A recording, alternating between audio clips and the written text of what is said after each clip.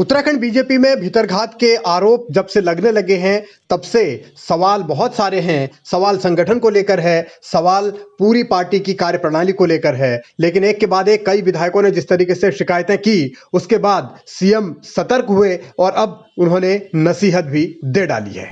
नहीं, ऐसा कुछ नहीं है। देखिए, कोई हार नहीं माना है। हम लोग सब जगह जीत रहे हैं। सभी जगह हमारे कार्यकर्ताओं ने बहुत अच्छा काम किया है, बहुत उत्साह है और मतदान भी इस बात का एक तरह से मैं कहूँ कि स्पष्ट प्रमाण है।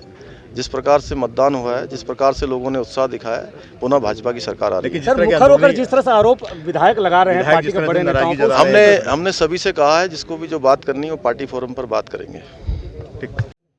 बीजेपी के कई विधायकों ने एक के बाद एक पार्टी संगठन के कुछ पदाधिकारियों पर और कुछ नेताओं पर भीतरघात के आरोप लगाए हैं, यानी चुनाव में पार्टी के खिलाफ काम करने के आरोप लगाए हैं। उसके बाद से बीजेपी में बवाल मचा हुआ है। मुख्यमंत्री धामी दिल्ली तलब हुए तो बड़े नेताओं ने उन्हें भी संभवतः ये नसीहत दी कि हालात को संभालिए, और इसीलिए धामी ने अब पार्टी प्लेटफॉर्म पर ही अपनी बातें रखने की नसीहत तमाम विधायकों को दी है और ये दावा भी किया है कि सब कुछ ठीक होगा। लेकिन सवाल यह है कि बीजेपी में जो आग सुलग रही है उसमें घी डालने का काम हरीश रावत ने कर दिया है। पूर्व मुख्यमंत्री हरीश रावत ने बीजेपी में मचे घमासान के बीच त्रिवेंद्र रावत के साथ हुए बर्ताव को लेकर अपना दुख जताया है या फिर अपनी हमदर्दी त्रिवेंद्र रावत को लेकर जाहिर की है। हरीश रावत ने यह आरोप लगाया है कि त्रिवेंद्र रावत को बेइज्जत करके मुख्यमंत्री पद से हटाया गया और उसके बाद फिर उनके करीबियों के टिकट भी चुन चुन कर काटे गए। यानी हरीश रावत ये कह रहे हैं कि बीजेपी में त्रिवेंद्र रावत को अलग थलग करने की कोशिश हुई।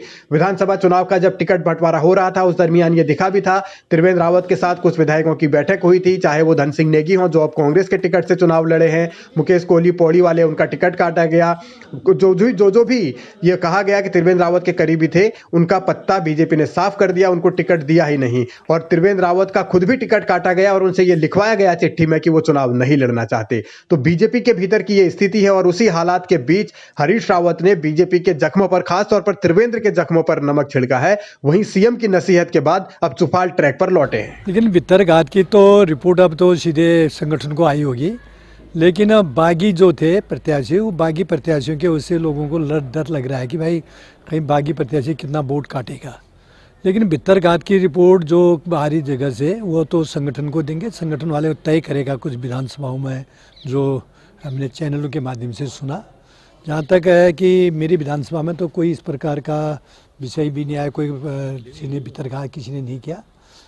तो जो लोग विरोधी पहले से, तो अभी भी वो विरोधी होंगे, हमेशा वो विरोध कर रहे हैं, तो उनको विरोध रोक थोड़ी सा पार्टी के नहीं हुई।